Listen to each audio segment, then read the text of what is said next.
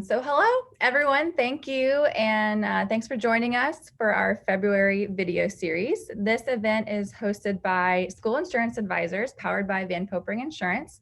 And we're an insurance agency that specializes in schools, helping charter school leaders and private school leaders with both commercial insurance and employee benefits. I'm your host, Eliza Buckingham, joined by my colleague, Brian Puckett. Say hi. And we hope everyone had a chance to check out our events from January, which focused on National School Choice Week. And today we are excited to be here with Rhonda Dillingham, the Executive Director for the North Carolina Association of Public Charter Schools. And she'll discuss the role the association plays in pushing for equitable policy for our state's charter schools, along with debunking some common myths that are associated with charter schools. So Rhonda, thank you so much for joining us. We're excited you're here. Can you start by telling us about how you got into education and what sparked your desire to promote school choice in your community? Absolutely. Well, first of all, let me say thank you to you all for inviting me today, and I really appreciate the opportunity to speak with everyone.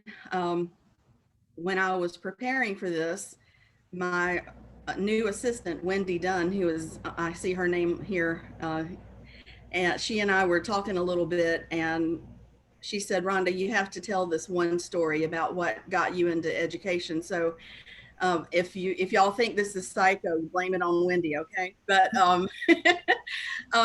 I really, from the earliest memories I have are that I always wanted to be a teacher. And my cousins often joke and say, Rhonda was so adamant that when we would play school, she refused to play unless she could be the teacher, which is true. So, I grew up and I actually went to college as a single mother, and I worked full-time job and went to school at night and on the weekends. I knew I wanted to be a teacher, but I wasn't exactly sure, at what level I wanted to teach at that point. So I took this British lit class, and we were reading a book called Tess of the D'Urbervilles. And, I had to stay up late at night to make sure I got my reading in. And I remember one night many, many years ago, reading that book, lying in bed. And those of you who have read it, you know that the closer you get to the end, the more you realize something is going to happen that you don't want to happen. I'm not going to steal it for anybody. But when I realized that that book was heading in a direction I didn't like, I actually threw that book across the room, just lying in bed reading it that night. And then I had this aha moment, and I thought, you know what? If literature can have that kind of impact on me, then I would like to share that passion with young people. And so that is really what led me in the direction of becoming a high school English teacher. And that's what I did for 20 years. I taught every grade, 9 through 12, and every level of English. And just love books, love reading. And, those great teachers I had early on in my childhood really were what prompted me to want to have that same impact on young people in my life. So taught for 20 years, but really what drew me to school choice and charter schools was where I live in Randolph County. I live in Asheboro. Back in 2008, U.S. News and World Report declared that Asheboro, North Carolina, was the fastest dying town in the country. That made a huge ripple across this county. And the reason that was occurring is because this area was built on manufacturing. And suddenly all of those jobs dried up and went overseas. And so there were many, many people without a job. And so, a few years later, a colleague and I talked a little bit, and she said, have you ever thought about starting a charter school? And I said, I don't even know what a charter school is. And but we did our research, and what we realized was, we had the potential to create a school in our community that could potentially revitalize the community by helping students want to come back and and stay here, rather than what we both saw in our careers, were that these wonderful, bright young people would leave Asheboro, go to college, and they would start their lives elsewhere. We wanted them to come back here. And so we decided that we would write a charter application for a project-based learning, STEAM-focused school. And that actually was approved in 2013, and that school is URA Charter Academy. We actually started it as a high school because we were both high school teachers, and that's what we knew. But we've discovered right away that there was quite an outcry from the community that they wanted more than a high school. They wanted a middle school, they wanted elementary. And so now, fast forward to 2021, URA Charter Academy is the only charter school in Randolph County, and it's a full K-12 on 3 separate campuses. And last time I checked, I think it was the 5th largest charter school in the state. So I really believe in parent choice, and I believe that not all young people learn the same way. So we've got to protect the idea of charter schools so that we can offer these opportunities for young people to learn in the way that best fits them. That's great, Rhonda. And knowing you and knowing what you've been through, there's no better person than to ask the question about debunking the myths of public charters, and there are plenty of them. So what I'm going to do here, I've got about 4 questions. 3 of them are myths that we would like for you to debunk. And the first one is, you've created this North Carolina Association for Public Charter Schools. It's I think it's been one of the best vehicles for all of the charters to be able to come together as one, and to be able to see each other's visions, learn from each other, and collaborate. So how does the association help benefit public charter schools across the state? Well, thank you for asking, Brian. I'm really, really proud of where we are right now as an organization. When I became executive director of the association, we had around 40 member schools. And, the association is the result of the merger of 2 previous advocacy organizations for charter schools. Now, today, 2021, we have over 145 member schools out of the around 200 charter schools we have in the state. And that represents a lot of people, a lot of students, families, school leaders, board members. And I'm really proud of the work that we've done to get to this point. Our organization is actually built on 3 areas of focus. And the first one is support. We offer programming support to our schools through professional development, workshops, trainings, our annual conference, just trying to create that sense of community that charter schools need, because too often, and I know this from my own personal experience, you really sometimes feel like as a charter school administrator that you're on an island, and you don't have that same kind of central office support like a district school has. So that's where I come in and try to fill the gap for these school leaders. And then the second area of focus is on education. And what I mean by that is educating legislators and the general public about what charter schools are and what they aren't. And we do that in lots of different ways. I write lots of op-eds, articles, interviews like this.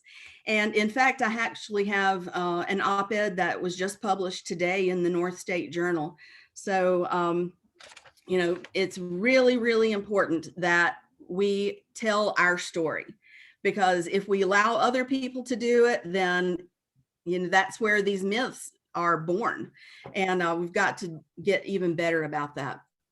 And then the third area of support for our schools is actually in the legislative advocacy piece. I often tell school leaders, if the only reason you join the association is for the legislative advocacy, then that's great, because we have you covered.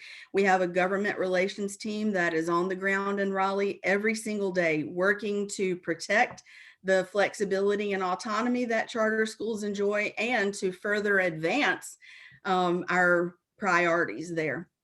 So I'm really proud of how we're working to support our schools. That's good. Yep. And as we are a member of the association, we've been able to see firsthand that we can work with some of the other vendors and help the schools on the back end with the operation day-to-day businesses and allow the schools to do what they're there for, to teach and educate and to get these kids educated and get the curriculum going and not have to worry about, what are we going to do about insurance this year? What are we going to do about the construction? What are we going to do about this? That's something that we need to take care of so that we can help these charters to educate these kids.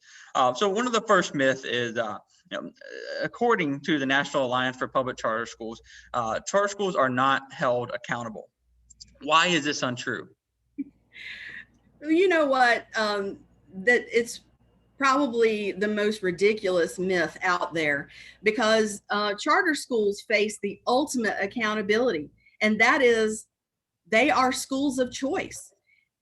Parents don't have to send their children to a charter school. They could just send them to the school that is assigned by their zip codes. So first of all, we're accountable to the families, and that's measured through parent satisfaction. You look at the enrollment and the wait lists of charter schools, that's a key metric in determining the level of parent satisfaction, because again, parents are making this voluntary selection to send their child to a charter school rather than that zip code assigned school. And then on top of that, charter schools undergo a rigorous, intense vetting process. The Charter School Advisory Board does not make it easy for applicants to get through. And I applaud them for that, because we're talking about taxpayer money, and these schools are responsible for hundreds of thousands of dollars, and we need to make sure that whenever a school is approved, that it has the wherewithal to be able to be successful. So there's that process, but that's not all. There's also the renewal process that charter schools go through. That's a 2-year process, and they're examined in every way possible, from finances to operational compliance and so much more. And then the Charter School Advisory Board makes the recommendations to the state board. And then in North Carolina, we're a single authorizer state. That means the State Board of Education has the ultimate say over whether a charter school is approved, or the renewal, whether or not they're renewed.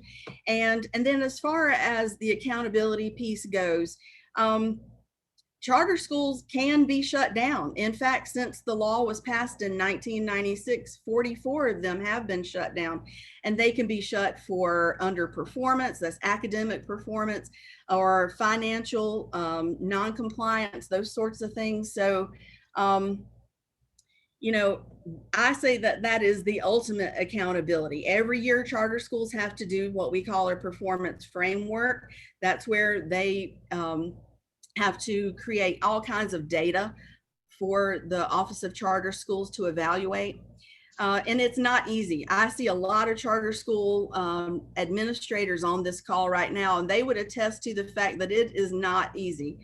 But the thing about it is, choice is the norm for pre-K and for higher education, but those in between years, K-12, really charter schools are considered a threat to the K-12 monopoly and unions. And so that's how these kinds of myths are started. Yeah, no, absolutely. And, our organization, our agency has a few folks that are on boards ourselves, and we understand that it's not easy, and it's a tall task, and to be a volunteer job, you're doing this for the kids, and you really want to make sure you have a successful school, and it is not easy to go up in front of that state board, but it's good to hear from you, about that myth. Another one is charter schools are known to cream or cherry pick the best students from the district run public schools. Now, why is this a myth? Well, first of all, I think it's important to note that nearly 10% of North Carolina students attend a charter school, but it's a myth because it's about parental choice. Parents get to choose whether or not to send their children to a charter school. And the truth is, charter schools are required by law to enroll students who want to attend, which means that if there is a seat available and that child is on the wait list and their number is up, then they get in. It doesn't have anything to do with academic performance or whether or not they might have an IEP. It has nothing to do with that. But if there are more interested students or parents than there are seats, then charter schools are required to conduct a lottery. And that lottery randomly determines which students will be enrolled. And then, according to federal law, charter schools must accept all students. That includes students with disabilities and English language learners. And according to the 2019 Charter School Annual Report, students with disabilities make up 10.34% of charter school students in North Carolina. And compare that with traditional public schools, that's just a little bit less than traditional public schools. But the fact is, we're doing so much currently to remove any barriers to access that parents might have. Fortunately, in 2018, North Carolina applied and was granted a federal grant called the CSP. In North Carolina, we refer to that as the NCAPCS grant. And the grant was created to increase educationally disadvantaged student access to charter schools. And one of the things written into that grant by the Office of Charter Schools is that sub-grantees, so those schools that apply, would agree to implement a weighted lottery. A weighted lottery simply means that preference is given to educationally disadvantaged students. So again, trying to remove any kind of access barriers. So, just to give you some statistics, in that same 2019 Charter School Annual Report, prior to 2019, there were 6 schools that conducted weighted lotteries. Insert the granting of that federal CSP grant. And in 2019, that number increased to 21. And today in 2021, around a quarter, 25% of charter schools in our state are conducting weighted lotteries, giving those educationally disadvantaged students a priority. So, we're doing everything we can to make it accessible for parents.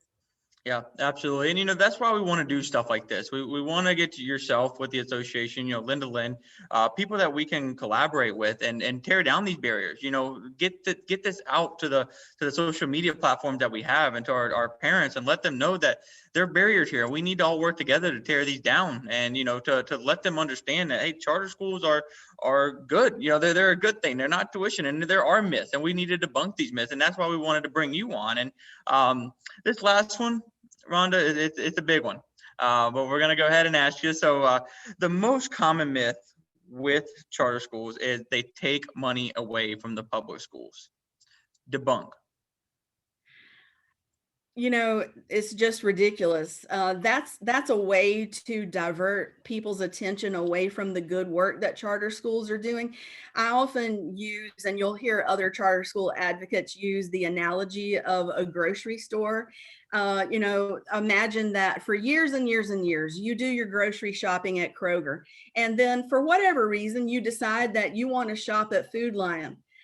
That money that you have been giving Kroger all those years, they might have gotten used to it, but the fact is it doesn't belong to them. It's your money. And it's the same with taxpayers. The funding should follow the student. We're not about, and no one in education should be about propping up institutions. It should be about what's best for students. And that means the money should follow the students. 100% of the funding intended to support the needs of students should follow them to the educational provider that the family determines to be the best suited to meet their needs. In the United States, we enjoy freedom in so many different ways. You get to choose your house of worship, or even whether or not you worship and who you worship. You get to choose how you get your news, how you get what's going on in the world. You get to choose your doctor, but it's for whatever reason, and it's probably because it's just been ingrained this way for so many years. When it comes to educational choice, a lot of people get their backs up about that. That's just ridiculous. Not all children learn the same way. We need to create situations where we have charter schools of choice that can meet the needs of students, so that they have every advantage they need to be able to be academically successful. And then on top of that, we have to also keep in mind that charter schools don't get the same amount of funding that district schools get. We get about where actually these students are denied around a third of the same educational resources that a district school would get. Charter schools do not receive funding for their facilities. I often say, and other charter school advocates, I've heard them say this, we tend to do more with less, but that's the truth. These charter school operators have to find a way in their budgets to pay for their facilities. That's not a burden that district schools have to face. So, at the end of the day, that money does not belong to the districts. That money belongs to the taxpayer, those parents, and they get to decide where the child will be most successful. Yeah, no, absolutely. I know that's a pain point for many charter schools. Thank you for going into detail on that. There's so many organizations that advocate for charter schools in North Carolina. With each one holding a unique approach, how do they all work together to help benefit the same end goal for pushing for equitable policy for our state's charter schools? It's really important with these different voices that we find common ground. Anybody who knows me knows that I think it's really, really important to build relationships, and that includes with legislators. You have to spend a lot of time with them for them to understand who you are and what your priorities are. So when it comes to legislative issues, the different institutions often we talk a lot about what priorities that we're trying to seek, and how we can support one another.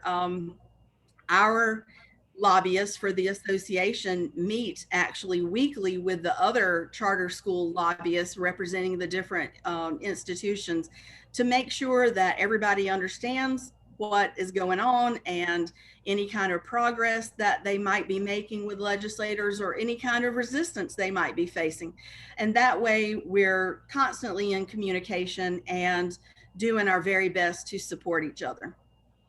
Yeah, no, absolutely. And one of the things from the panelists was like, do you and at the association, do you use local companies for your own needs, such as website designing, accounting, marketing, and you do you use your vendors that are local. We've been able to mix and mingle with all the vendors of the association, and they're all great, and we've been able to create relationships. And like I said before, we all work together to help take the burden off of schools so that they can focus on the end goal here. And that end goal is to make sure that charters are successful and make sure that these kids are educated. So Rhonda, those are the questions. You've done a great job at debunking the myths. I know we could go probably about another hour talking about myths with charter schools. And we ask anybody, to reach out to Rhonda, reach out to us if you have any questions, if you have an idea for a series later down the road. Rhonda, before we let you go, I know you had a few announcements you wanted to make, and we just wanted to see if you had anything you wanted to add before we close the webinar. Well, yeah. So, you mentioned how the vendors have found a way to connect through the association. And really, it's very important that we create that sense of community, because nobody should feel like they're operating in isolation. that includes the school leaders as well as the vendors. So I just wanted to emphasize a couple of events that we have coming up that I think are really, really important. February is Black History Month. So on February 22nd, we're holding a really, I am just so excited about this event. This is something that is supported by the National Alliance for Charter Schools. We're holding an event called Continuing the Legacy, Black Education in North Carolina.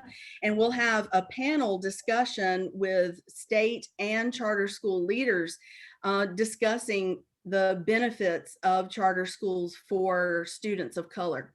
And that will be moderated by Ron Rice, who is government relations expert at the National Alliance. That's on the 22nd at 3:00. And you can register to participate in that by going on the association's website, ncpubliccharters.org. And then the second event that I would like to mention is one that is called School Choice, Neighborhood Improvement, and Economic Development. That one will be presented by an economics professor at NC State University, a friend of mine, Dr. Bartley Danielson. He's done extensive research on the benefit that a charter school brings with it when it opens up in a community. So, we're all about making sure that our charter schools are a great fit and performing with academic for students, but a charter school is much more than that. And there are tremendous benefits to having a charter school open in a community. So he's going to share his research that he's done in that area.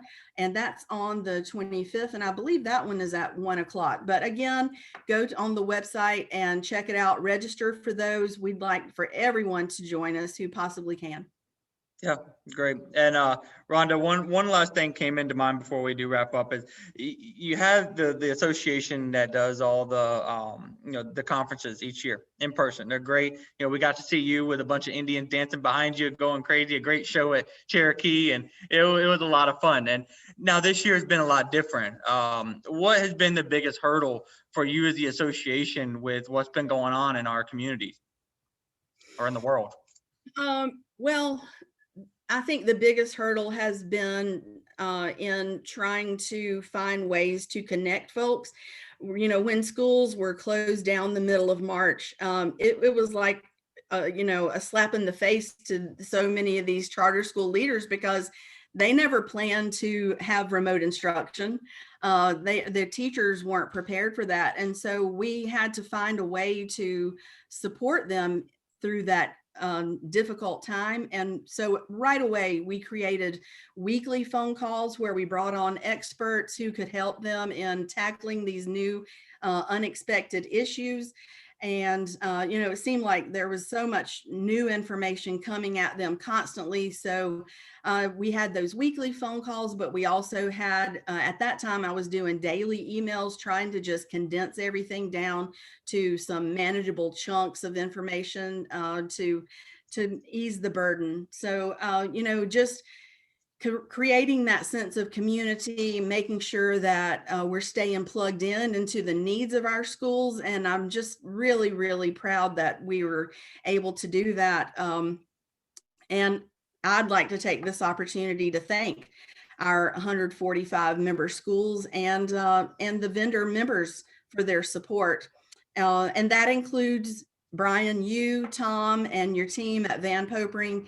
I couldn't do this work without the support of our vendors. So I really appreciate you. Thank you so much. Yeah, no, we thank you. And, thank you for jumping on today. And thank you all for joining us. We ask that you use this for your benefit, to get this out to your avenues, to help you with the parents that have these questions, that are wondering, why should I send my kid to Monroe Charter? Why should I send my kid to Tillery? Send these out to your Facebook, to LinkedIn, to your social media avenues. And we hope you enjoyed the event. If you have any questions, please feel free to reach out to us. We've got Rhonda's contact. I know everybody else in the world has Rhonda's contact. That's why we wanted to have her on here. But check us out on social media. We've got a lot more video series that we think will be beneficial for parents and for charter schools, new and existing. So guys, thank you for your time today. Make it a good day. Bye now. Thanks, Brian. Thanks, everybody. Good to see you. Bye, Rhonda. Thanks, Rhonda. Thank you.